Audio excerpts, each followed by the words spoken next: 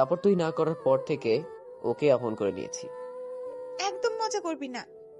আমি মজা করছি না, কি বলছিস এসব? যা সত্যি সেটাই বলছি। ওই শালা, কি বলছিস এসব? ফাইজলামো না, এটাই সত্যি। আমাদের তো কখনো বলিসনি। তোরাও জানিস আমি পাগল হই নাই। নাম কি মেয়েটার? মিথিলা এতক্ষণে কান্না করে দিয়েছে। সাদিয়া। মানে? আমার মাথাটা চক্কর দিয়ে উঠল। হ্যাঁ, সাদিয়ার। কথাবার্তা ভালো করে বল। আমি আবার খারাপ কি বললাম? খারাপ বলিসনি মানে? সাগর রাহাতকে বোঝা যেন পাগলামি না করে। রাহাত, তুই কি পাগল হয়েছিস? না, শুধু আমি না, সাদিয়াও আমাকে বলেছে। আমি আর দাঁড়িয়ে থাকতে পারলাম না, গিয়ে রাহাতের কলার ধরলাম। কি বলেছে? বল, কি বলেছে সাদিয়া? সাকিব, কি করছিস? ওকে বলতে বল, সাদিয়া ওকে কি বলেছে? সাদিয়াও বলেছে ভালোবাসে। না, ও এরকম কিছুই বলেনি। সাদিয়া শুধু আমার আমার ভালোবাসা। আরে শান্ত হ। শান্ত হব মানে? তুই কি সব বলছিস? আরে আগে পুরো কথাটা তো শুনবি। মিথিলা কান্না করে চলেছে। আমি ভালোবাসি সাদিয়ার বান্ধবী মিথিলাকে। মানে? মিথিলা অবাক হয়ে রাহাতের দিকে তাকালো, চোখে দিয়ে পানি ঝরছে। কি বলতে চাইছিস তুই? আমি বলতে চাইছি আমি সাদিয়ার বান্ধবী মিথিলাকে ভালোবাসি। আর সাদিয়াও আমাকে বলেছে যে মিথিলাও আমাকে ভালোবাসে।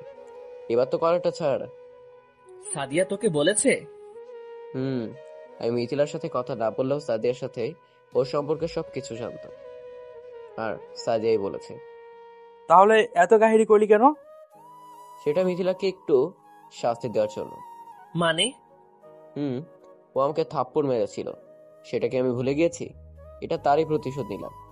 কুত্তা। সবাই মিথিলার দিকে তাকিয়ে দেখি ও রাহাতের দিকে তাকিয়ে আছে, আর চোখ দুটো রাগে লাল, নীল, সবুজ, হলুদ ইত্যাদি রং ধারণ করছে। কেমন যেন একটা থমথমে পরিবেশ সৃষ্টি হয়েছে। আশা করছি কিছুক্ষণের মধ্যেই এখানে কিছু একটা হবে। সাগর, কেটে পড় ভাই। আমি আর সাগর ওখান থেকে একটু দূরে সরে এলাম। আমরা বিপদ সীমা পার করতেই ওদিকে চতুর্থ বিশ্বযুদ্ধ লেগে গেল। মিথিলা রাহাতকে কিল ঘুষি যা পারছে দিচ্ছে, আর মুখ দিয়ে রাহাতের 14 গোষ্ঠী উদ্ধার করছে। রাহাতও আর দেরি না করে মিথিলাকে নিজের বুকে স্থান দিয়ে দিল। বাহ, কি সুন্দর মনোরম পরিবেশ। পরিবেশটা সুন্দর না? কোনো হইচই আছে? না। ওই শালা, তুই কি তাহিরের মুখ থেকে বেরিয়ে যে সব ডায়লগ মার্কেটে ফাঁ হয়েছে সেগুলো ঝাড়ছিস? জানি না, তবে কথাগুলো মিলে গেছে। পরিবেশটা শান্ত হওয়ার পরই আমরা রাহাত আর মিথিলার কাছে গেলাম। রাহাত আর মিথিলা দুজন দুজনকে ছেড়ে দিল। এখন মানুষজনের ভিতর তোরা এসব করছিস, লজ্জা করে না? শালা, মাথায় একটা গাঁটটা দিলে ঠিক হয়ে যাবি। ও তো কথাই শুনতে চায় না। ট্রিট দিবি কবে তাই বল। কিসের জন্য? কিসের জন্য মানে? কচি খোকা হয়ে গেলি নাকি? হ্যাঁ, কিসের ট্রিট? তোরা যে এক হয়ে গেলি সেটার। কথাই এক হয়েছে। আমি এসব প্রেম ভালোবাসা বিশ্বাস করি না। তাই নাকি? আমি এতক্ষণ মজা করেছিলাম। এসব প্রেম ভালোবাসার উপর আমার একটু বিশ্বাস নেই। মানে এটাই, এসব প্রেম ভালোবাসা করে আমাকে পাবে না। আমাকে পেতে হলে বিয়ে করতে হবে। এখন না, তুই তোর বাসায় বলে আমাদের বাসায় বিয়ের প্রস্তাব দিতে বল। কিন্তু এখনো তো আমার বিয়ের বয়স হয়নি। আমি এত কথা শুনতে চাই না। যত তাড়াতাড়ি সম্ভব আমাকে বিয়ে করবি, এই বলে দিলাম। আল্লাহ রে, এটা আবার কেমন ফ্যাসাদে পড়লাম। কেন, তুই কি কখনো বিয়ে করবি না নাকি? বিয়ে করবো না কেন? বিয়ে করব, কিন্তু এখন না। বিয়ে যখন করবি তাহলে এখনই করে নে, সমস্যা কি? তোরা বুঝতে পারছিস না। তোর বাসায় আমরা বলে দেব। শালা, তাহলে তুইও সাদিয়াকে বিয়ে করে নে। আমি সাদিয়াকে বিয়ে করব কেন? কেন, তুই সাদিয়াকে ভালোবাসিস না? না। এটা বলার সাথেই ওরা সবাই একসাথে হেসে উঠল। তুই যে সাদিয়াকে ভালোবাসিস না সেটার প্রমাণ আমরা একটু আগেও পেয়েছি। কি বলবো, ভাষা খুঁজে পাচ্ছি না। শালা মিচকে শয়তান, ডুবে ডুবে জল খায়। তুই যদি এতই ভালোবাসিস তাহলে ওকে মেনে নিস না কেন? নেব, তবে ওকে শাস্তি দিয়ে অনেক কাঁদিয়েছিস আমাকে, আমিও কমে ছেড়ে দিব না। ওকে আগে বোঝাবো কষ্ট কাকে বলে, তারপর। তোর আর যাই বলিস, এ মেয়েদের কষ্ট দেওয়া আমার একদমই পছন্দ না। ভূতের মুখে রাম নাম। মিথিলা তোকে একটা থাপ্পড় দিয়েছিল বলে ওকে একটু আগে কান্না করিয়ে ছেড়েছিস, আর এখন সাধু সাচ্ছ? একটা থাপ্পড়ের শাস্তি হিসেবে যদি ওকে কাঁদাতে পারিস, তাহলে সাদিয়া আমার সাথে যেটা করেছে তার জন্য ও কি শাস্তি পেতে পারে? হুম, কষ্ট দিস, কিন্তু দেখিস এতে খারাপ কিছু যেন না হয়। আর সাদিয়া অনেক বদলে গিয়েছে, অনেক। এখনো তোকে পাগলের মতো ভালোবাসে, এটা কিন্তু মাথায় রাখিস। হুম। আচ্ছা, তাহলে বাসার দিকে যাওয়া যাক। আচ্ছা চল। তারপর যে যার মতো বাসায় চলে এলাম।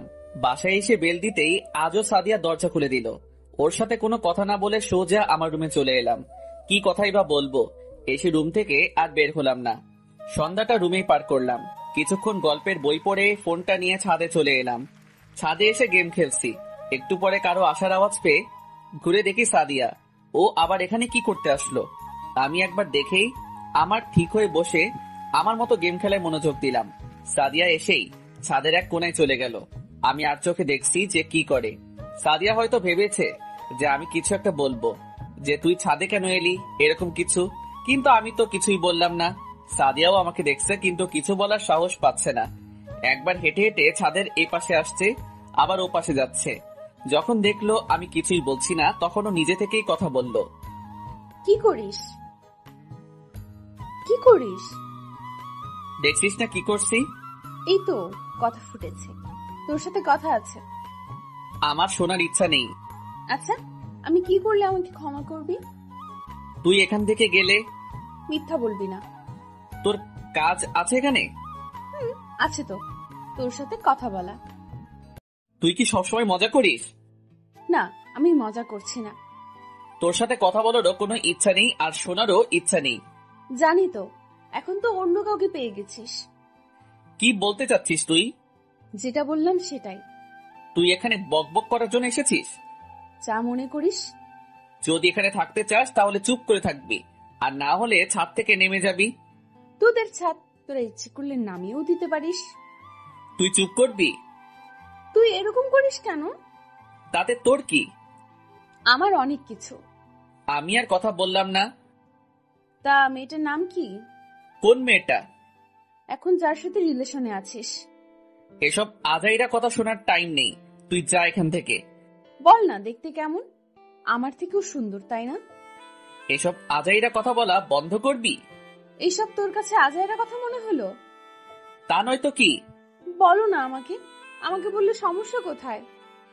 এবার কিন্তু বেশি হয়ে যাচ্ছে। তুই কি আমাকে সত্যিই ভুলে গেছিস? তোকে মনে রাখার মতো কি আছে? আমি সত্যিই হয়তো অনেক বড় একটা অন্যায় করে ফেলেছি, কিন্তু এখন তো আমি সেটার জন্য অনুতপ্ত। তোর অনুতপ্তের গোষ্ঠী কিলাই, তুই যাবি এখান থেকে? না, যাব না। তোকে কিন্তু ধাক্কা দিয়ে নিচে ফেলে দেব। দে না, আমি কি মানা করেছি? তুই যদি মনে করে থাকিস এতে আমি উপযুক্ত শাস্তি পাবো, তাহলে এটাই কর। তোর মতো মেয়ের সাথে কথা বলাই ভুল হয়েছে। হয়তো আমি খারাপ, একটু বেশিই খারাপ, কিন্তু আমি খারাপ থাকা অবস্থায় যেইটুকু ভালোবেসেছিলি, এখন একটু ভালোবেসে দেখ। এক ভুল বারবার করতে চাই না। আমাকে একটা সুযোগ দে প্লিজ। তোর এসব ফালতু কথা শোনার মতো সময় আমার কাছে নেই, থাক তুই, আমি গেলাম। এই বলে আমি ছাদ থেকে নেমে আসতে যাব, তখনই সাদিয়া পিছন থেকে এসে জড়িয়ে ধরলো। তোর এসব ফালতু কথা শোনার মতো সময় আমার কাছে নেই, থাক তুই, আমি গেলাম। এই বলে আমি ছাদ থেকে নেমে আসতে যাব, তখনই সাদিয়া পিছন থেকে এসে জড়িয়ে ধরলো। আমাকে রেখে কোথাও যাস না প্লিজ, বাঁচবো না তোকে ছাড়া। আমাকে ছাড় প্লিজ, আর একটা সুযোগ দে, আমি প্রমাণ করে দেব কতটা ভালোবাসি তোকে। ছাড় বলছি আমাকে। সত্যিই থাকতে পারবো না তোকে ছাড়া, অনেক ভালোবাসি, অনেক। ছাড় আমাকে। এই বলে এক ঝটকায় সাদিয়া থেকে নিজেকে ছাড়িয়ে নিলাম। ঝটকা দেওয়ায় সাদিয়া নিজেকে সামলাতে না পেরে ছাদে দেওয়ালের সাথে ধাক্কা লাগলো। আঘাত পেয়েছে হয়তো। সাদিয়াকে এভাবে আঘাত পেতে দেখে নিজের মনের মাঝেও ধক করে উঠল। ওর কাছে যেতে গিয়েও গেলাম না। তোকে একবারই বলেছিলাম না যে আমাকে স্পর্শ করবি না, তারপরও কেন? তুই আমাকে যা পারিস শাস্তি দে, তবু ছেড়ে যাস না। তুই আমার সামনে আসবি না। আমি আসবো, দেখি তুই কত কষ্ট দিতে পারিস। আমাকে নিয়ে যেসব স্বপ্ন দেখছিস না, সব ভুলে যা। পারবো না। শুধু শুধু কষ্ট পাবি। জানতে চেয়েছিলি না আমি অন্য কাউকে ভালোবাসি কিনা? হ্যাঁ, আমি অন্য কাউকে ভালোবাসি, আর তাকেই বিয়ে করব। আর কিছু বললাম না, সোজা আমার রুমে চলে এলাম। কথাগুলো শোনার পর সাদিয়ার মুখটা দেখার মতো ছিল। এতদিনে মনে হচ্ছে কষ্ট কি জিনিস সেটা সাদিয়াকে বোঝাতে পেরেছি। রুমে এসে শুয়ে আছি, ওদিকে সাদিয়া কান্না করতে করতে রুমে চলে যায়। রাতে সাদিয়াকে ভাবি খাবার জন্য ডাকতে গিয়ে দেখে সাদিয়া কান্না করছে। সাদিয়ার কান্না করার কারণটা হয়তো ভাবি বুঝতে পেরেছে।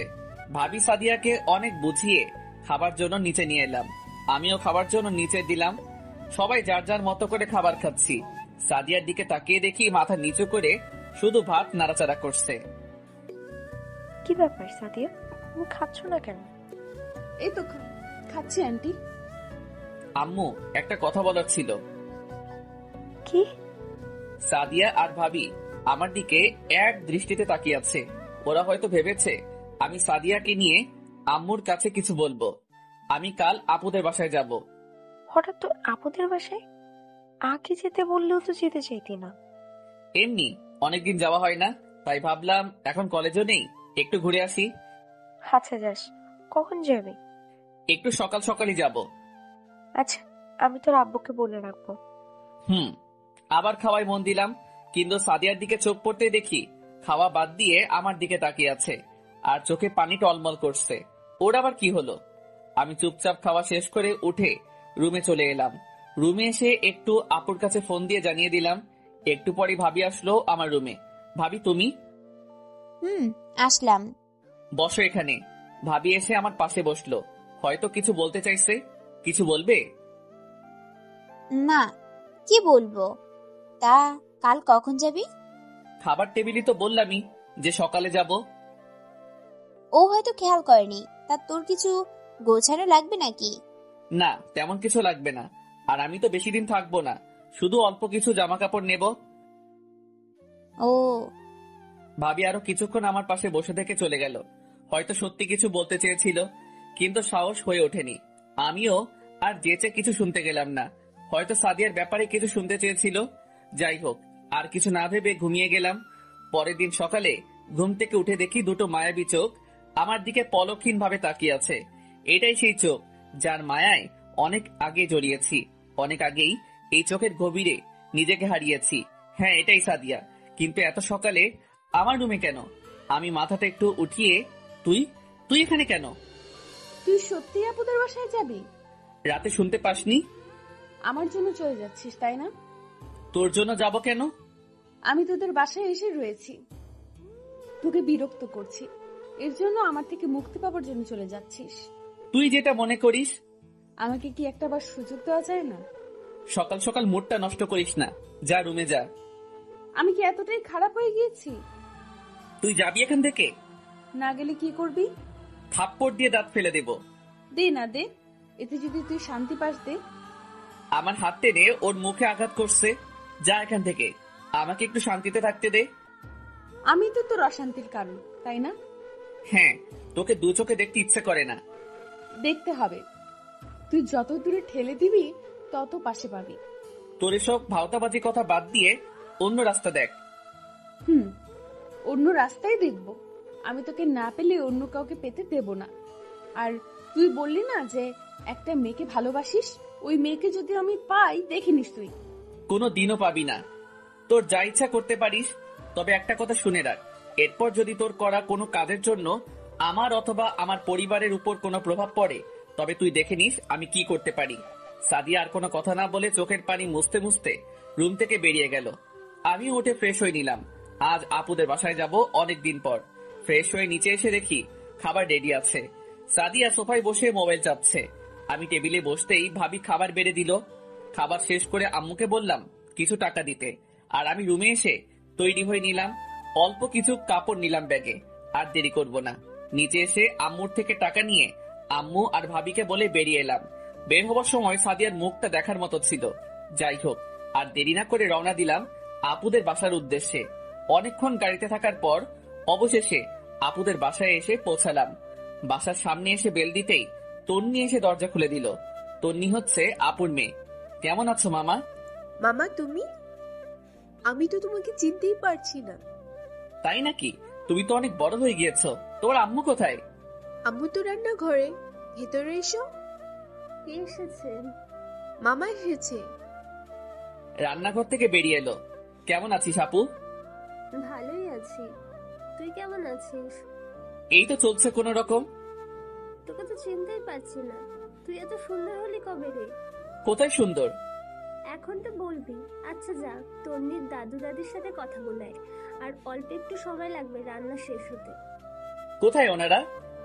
ছাদে আছে, চলো আমি নিয়ে যাচ্ছি। আচ্ছা, আর দুলাভাই কোথায়? তো দুলাভাই অফিসে গেছে। ও, আপু চলে গেল। আমিও তন্নির সাথে কথা বলতে বলতে ছাদে চলে এলাম। এসে দেখি ওনারা একসাথে দুজনে বসে আছে। আমি ওনাদের সাথে বসে কথা বলতে লাগলাম। হঠাৎ পাশের একটা ছাদ থেকে একটা মেয়ে তন্নিকে ডাক দিল। পাশের বাসাটা হচ্ছে দুলাভাইয়ের চাচুদের বাসা। দুইটা বাসার ছাদ একসাথে লাগানো, শুধু মাঝখান দিয়ে একটা ছোট দেওয়াল। কিন্তু এই মেয়েটিকে তো আমি চিনি। ওর নাম যতদূর মনে পড়ে রাইসা, আমার দুলাভাইয়ের চাচাতো বোন। যাই হোক, আমি আমার মতো ওনাদের সাথে কথা বলতে লাগলাম। ওইদিকে তন্নি ওই মেয়েটার কাছে যাওয়ায়, ওটা কে রে তোদের বাসায় এসেছে? আমার মামা। তোর মামা? আগে তো দেখিনি। আগেও দেখেছো কিন্তু চিনতে পারছো না। আগে দেখে থাকলে চিনবো না কেন?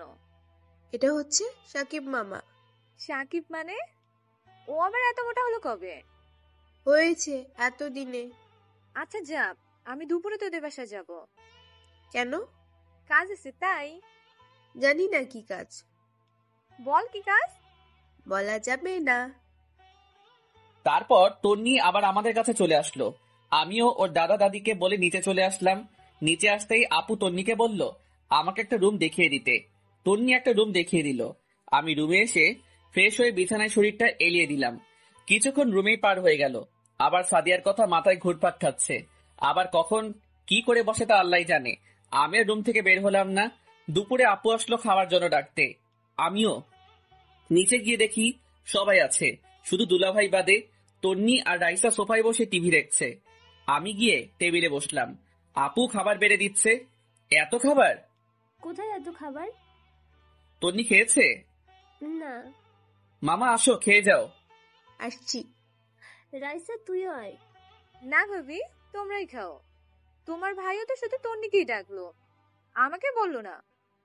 আমি কি সব খেয়ে নিতাম নাকি? আমার ভাই না বললে আসা যাবে না নাকি? আয় খেয়ে যা। না থাক, তোমার ভাইকেই খাওয়াও। আর বলো একটু কম করে খেতে। এত বেশি খেলে কিছুদিন পরে তো দরজা দিয়ে বের হতে পারবে না। আমার ভাই অত খায় না যে দরজায় আটকে যাবে। আমি কিছু বলছি না, শুধু চুপচাপ শুনে যাচ্ছি। সবাই একসাথে খেতে শুরু করলাম। খাওয়া শেষে আমি উঠে হাত ধুয়ে ওখানে সোফাতে বসলাম। তারপর রাইসার সাথে এক কথায় দুই কথায় বেশ ভালোই আড্ডা মেতে উঠলো। বিকালেও একসাথে ঘুরতে গিয়েছিলাম। এভাবেই চলছিল দিনগুলো। রাইসার সাথে বেশ ভালোই বন্ধুত্ব হয়ে গিয়েছে। আগে যখন আসতাম তখনও এত কথা বলতো না, কিন্তু এখন এসেছে। আসলে সবাই শুধু ভালোটাই খোঁজে। মুখে যতই বলুক যে আমার কালো মেয়ে বা কালো ছেলে পছন্দ, কালো মেয়ে বা ছেলের মতো ভালো হয়, কিন্তু মনে মনে তারা রাজপুত্র আর রাজকন্যায় খোঁজে। হাতে গোনা কয়েকজন লোক আছে এর বিপরীত। যাই হোক, এইভাবেই পার হয়ে গেল কয়েকটা দিন। আজ বাসায় যাচ্ছি। এই কয়েকদিন বেশ আনন্দেই কেটেছে। এই আনন্দের মাঝেও সাদিয়ার বলা কথাটা ফেলতে পারিনি মাথা থেকে। সব সময় শুধু এটাই ভেবেছি যে কি থেকে কি করবে। সবার থেকে বিদায় নিয়ে বাসার উদ্দেশ্যে রওনা দিলাম। বেশ খানিকটা সময় লেগে গেল বাসায় আসতে। এতদিনে হয়তো সাদিয়া বাসায় চলে গিয়েছে। বাসার সামনে এসে কলিং বেল দিতেই আম্মু দরজা খুলে দিল। আম্মুর সাথে কথা বলতে বলতে ভিতরে এলাম। ভিতরে এসে দেখি ভাবি সোফায় বসে আছে। ভাবির সাথে কথা বলে আমার রুমে চলে আসলাম। এসে ফ্রেশ হয়ে মোবাইলটা নিয়ে ছাদে চলে এলাম। যেটা ভেবেছিলাম তাই, সাদিয়া বাসায় চলে গিয়েছে। কিছুক্ষণ পর রাহাত আর সাগরকে ফোন দিয়ে স্কুল মাঠে আসতে বলে আমিও ওখানে চলে এলাম। এসে ওদের সাথে আড্ডা দিয়ে বাসায় এলাম। এভাবে আরো 2টো দিন পার হয়ে গেল। এর মাঝে সাদিয়ার আর কোনো খোঁজ পাইনি। আজ রাতে খাবার খাওয়ার জন্য নিচে এসে দেখি আজ সবাই একসাথে, মানে ভাইয়া, ভাবি, আব্বু, আম্মু সবাই। কিন্তু এখন সবাই একসাথে কেন, আর কি নিয়েই বা কথা বলছে? আমি নিচে নামতেই সবাই চুপ হয়ে গেল, আর ভাবি ওনার রুমে চলে গেল। আমাকে দেখেই আব্বু আম্মুকে বলল, চলো সবাইকে খেতে দাও। তারপর আম্মু আমাদের খাবার টেবিলে বসতে বলল, আর ভাইয়াকে বলল। আমি কিছুই বুঝলাম না কি হয়েছে এখানে, আর কিছু জানার ইচ্ছাও হলো না। খাবার খেয়ে রুমে চলে এলাম। কি আর করব, ফোন চাপতে চাপতে অনেক রাত হয়ে যাওয়ায় ঘুমিয়ে গেলাম। পরের দিন সকালে ঘুম থেকে উঠে ফ্রেশ হয়ে নাস্তা করে হাঁটতে হাঁটতে রাহাতদের বাসায় চলে এলাম। রাহাতদের বাসায় এসে আন্টির সাথে কথা বলছি, অনেকদিন পরে আসলাম। রাহাতদের বাসাতেই দুপুর পর্যন্ত রইলাম। দুপুরের খাওয়া দাওয়াটা এখানেই করলাম। হঠাৎ ফোনটা বেজে ওঠে, দেখি ভাবি ফোন দিয়েছে। ভাবি আবার এখন ফোন করলো কি কারণে? হয়তো এখনো বাসায় যাইনি সেই কারণে। হ্যালো ভাবি। কোথায় তুই? রাহাতদের বাসায়। এখনই হসপিটালে চলে আয়। হসপিটাল মানে? তোমার গলাটায় এরকম লাগছে কেন? কিছু কি হয়েছে? হ্যাঁ, সাদিয়া অ্যাক্সিডেন্ট করেছে। কথাটা শোনা মাত্রই যেন হৃদস্পন্দন বন্ধ হয়ে গেল। কি বলছো? হ্যাঁ সত্যি, তুই দ্রুত এখানে চলে আয়। আচ্ছা, আমি এখনই আসছি। এই বলে ফোনটা রেখে আন্টিকে বলেই এক দৌড়ে বাসা থেকে বেরিয়ে এলাম। রাহাতও আসলো আমার সাথে। রওনা দিলাম হসপিটালের দিকে। হাসপাতাল এসে দেখি আঙ্কেল আর ভাইয়া রুমের বাইরে বসে আছে। আমার মাথা কাজ করছে না, কি থেকে কি হয়ে গেল। এখন সাদিয়ার যদি কিছু হয়ে যায়? না, ওর কিছুই হবে না, ওর কিছুই হতে পারে না। ভাইয়া, সাদিয়া কোথায়? রুমের ভিতরে। আমি এক দৌড়ে ভিতরে চলে এলাম। দেখি সবাই আছে, আম্মু, আন্টি, ভাবি সবাই। আর সাদিয়া বেডে শুয়ে রয়েছে। আমাকে ভেতরে ঢুকতে দেখেই সবাই বাইরে চলে গেল। আমার মাথায় কিছুই ঢুকছে না, কি করব কিছুই বুঝতে পারছি না। দেখি হাতে পায়ে মাথায় অনেক জায়গায় ব্যান্ডেজ করা, স্যালাইন চলছে, মুখে অক্সিজেন মাস্ক। ওই সাদিয়া, কি হয়েছে তোর? চোখ খোল। কিভাবে হলো এসব বল? ও কোনো কথাই বলছে না। ডক্টর বলেছে অ্যাক্সিডেন্টে অনেক ক্ষতি হয়েছে। কয়েক ঘন্টার মধ্যে যদি জ্ঞান না ফেরে তাহলে আর বাঁচানো সম্ভব না। না, কিছুই হবে না। ওই সাদিয়া দেখ, আমি এসেছি, টাকা বলছি। আমাদের বাসা থেকে আসার দিনও আমাকে তোর কথা বলেছিল, তোকে অনেক ভালোবাসে। ভাবি, আমি জানি সেটা, ও আমাকে কতটা ভালোবাসে। কিন্তু এসব কি হয়ে গেল? আমিও যে ওকে ছাড়া থাকতে পারবো না। কিন্তু ও তো বলল তুই এখন আর ওকে ভালোবাসিসই না, ওর ওপর রেগে আছিস। সেটা তো শুধু ওকে শাস্তি দেওয়ার জন্য, কিন্তু বিশ্বাস করো, ওকে কষ্ট দেওয়ার পর আমার নিজের মনটাই ছটফট করতো। ও একদম ঠিক বলেছে। ও এখনো সাদিয়াকে অনেক ভালোবাসে, যার প্রমাণ আমরা সেদিন পেয়েছি, যেদিন আমি বলেছিলাম যে আমি সাদিয়াকে ভালোবাসি। কিন্তু এটা শোনার পর ওর মাথাটাই খারাপ হয়ে গিয়েছিল। ভাবি, ওকে উঠতে বলো না, আমি ওকে এখনো ভালোবাসি, থাকতে পারবো না ওকে ছাড়া। তুই তো ওকে এখনো খাওয়া করিসনি। আমি সবকিছু ভুলে গেছি, বিশ্বাস করো, আমি ওকে ক্ষমা করে দিয়েছি। ওকে উঠতে বলো প্লিজ, প্লিজ। হঠাৎ মাথায় কারো হাতের স্পর্শ পেলাম। তাকিয়ে দেখি সাদিয়া মুখ থেকে অক্সিজেন খুলে নিয়েছে। সাদিয়া, সাদিয়া জ্ঞান ফিরেছে। কেউ ডক্টরকে ডাকো। রাহাত, ডক্টরকে ডাক, যা। কাউকে ডাকতে হবে না, আমি ঠিক আছি। কি করে হলো এসব? আমি শুধু বলেছিলাম আমার সামনে থেকে যেতে, আমার জীবন থেকে না। আমাকে ছেড়ে যাবে না তো? কখনোই না। তোকে ছাড়া কি করে থাকবো বল? তাহলে ওই মেয়েটা কে ছিল? কোন মেয়ে? তুই যাকে ভালোবাসি বলেছিলি। ওটা তো মিথ্যা বলেছিলাম তোকে জ্বালানোর জন্য। সত্যি তো? হুম। একটা কথা রাখবি? কি বল? একটু জড়িয়ে ধরবি? আমি আর দেরি না করে সাদিয়াকে নিজের বাহুডোরে আবদ্ধ করে নিলাম। আমাকে কথা দে, কখনো ছেড়ে যাবি না। কখনোই না, তোকে ছাড়া থাকতে পারবো না। আমাকে বিয়ে করবি? হুম, করব। তুই সুস্থ হয়ে নে, আমি আব্বুকে তোর কথা বলবো। সত্যি? হ্যাঁ সত্যি। তাহলে আর কি, আয়োজন শুরু করা যাক। দেবর তাহলে আমার মনকে পাগল করেই নিল। আমি সাদিয়াকে ছেড়ে দিলাম। দেখতে হবে না ভাইটা কার। যাও, সবাইকে ডেকে নিয়ে আসো। আচ্ছা। আমরা চলে এসেছি। আমরা আরো শুধু শুধু চিন্তা করছিলাম। আঙ্কেল, আমি বলেছিলাম না, দেখলেন তো? দেখলাম। হঠাৎ করে সাদিয়া উঠে বসে পড়লো আর একে একে হাতে পায়ে সব ব্যান্ডেজ খুলতে লাগলো। আরে কি করছিস? দেখতে পাচ্ছিস না কি করছি? কিন্তু চুপচাপ বসে থাক আর বিয়ের জন্য মানসিক প্রস্তুতি নে। আব্বু, তাহলে সবকিছু শুরু করা যাক। শুভ কাজ যত তাড়াতাড়ি করা যায় ততই ভালো, নাকি বলেন বিয়াই? তা ঠিক। আমাদের বাসা তো এতক্ষণে সাজানো কমপ্লিট। এসব হচ্ছেটা কি? আমি তো কিছুই বুঝতে পারছি না। যা হবার সেটাই। সাদিয়া অ্যাক্সিডেন্ট করেনি। মানে এটা আমি বলছি, সাদিয়া অ্যাক্সিডেন্টের অভিনয় করেছে তোকে বিয়েতে রাজি করানোর জন্য। তুই আপুদের বাসায় যাওয়ার পর সাদিয়া আমাকে সব বলেছে, তোদের মাঝে কি চলছে। আর তুই ওকে বলেছিস যে তুই অন্য মেয়েকে ভালোবাসিস। সেটার জন্য আরো খেপেছিল, এমন খেপে গেছিল যে আমাদের সবাইকে রাজি হতে হলো। কিন্তু আমরা সবাই মেনে নিলেও একটা চিন্তা সবার মাথায় ঘুরপাক খাচ্ছিল যে তুই রাজি হবি কিনা। কিন্তু সাদিয়া বলল তোকে রাজি করানোর দায়িত্বটা ওকে দিতে, তারপর যা হবার তাই হলো। আমরা শুধু ওর সাথে তাল মিলিয়েছি। তার মানে এসব কিছু প্ল্যান ছিল? শুধু প্ল্যান না, আরটা ম্যাক্স প্রো প্ল্যান ছিল। এটা তোমরা মোটেও ঠিক করোনি। কিসের ঠিক করিনি? একদম ঠিক করেছে। আর এবার আর কোনো কথা না বলে চুপচাপ বিয়েটা করে নে। তুই এখানে? আমিও আছি। তোরা কোত্থেকে? তোর শ্বশুর বাড়ি থেকে। মানে? তোর বিয়ের জন্য সবকিছু তৈরি করে আসলাম। সবকিছু তৈরি করে আসলি মানে? মানে বিয়েটা তো ওই বাড়িতে হবে, তাই না? তাই আর কি। আমাদের বাসায় সাজানো হয়ে গিয়েছে, সব সাদিয়ার কথা মতোই হয়েছে। আর আজ রাজি না হলেও তোমাদের বিয়ে দেওয়া হতো। এসব করা মোটেও ঠিক হয়নি। কোনটা ঠিক আর কোনটা ভুল সেটা পরে দেখা যাবে। আগে গিয়ে তৈরি হয়নি। ওই সাগর আর আহাত, যা ওকে বাসায় গিয়ে তৈরি করে গিয়ে। আমাকে আর কিছু বলার সুযোগ না দিয়ে জোর করে ধরে বাসায় নিয়ে এলো। বাসায় এসে রীতিমতো অবাক হয়ে গেলাম, কারণ আমাদের বাসাটাও সাজানো হচ্ছে, সবকিছু তৈরি করে রাখা ছিল। এক কথায় এটা অনেক বড় একটা চক্রান্ত করা হয়েছিল আমাকে ফাঁসানোর জন্য। তারপর নিজেই ভাবলাম, যখন এত কিছু হয়ে গিয়েছে তখন আর কথা বাড়িয়ে লাভ কি, বিয়েটা করেই ফেলি। আমাকে তৈরি করে নিয়ে সাদিয়াদের বাসায় হাজির হলো। যাবতীয় সব নিয়ম কানুন মেনেই বিয়েটা হলো।